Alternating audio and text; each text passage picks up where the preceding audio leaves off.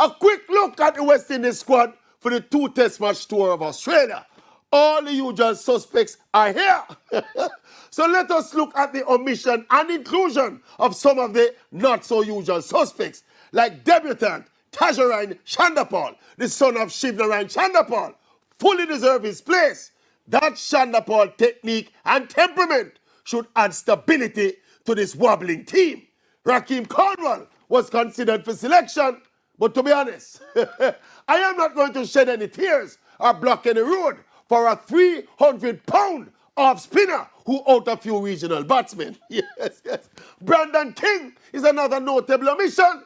I guess he has not played enough regional 4-day cricket, but I can name 3 or even 4 batsmen in this squad heading to Australia who cannot bat like Brandon King. Devon Thomas is the backup wicketkeeper batsman. We must could do better than that. And we get now to such man from Barbados. Raymond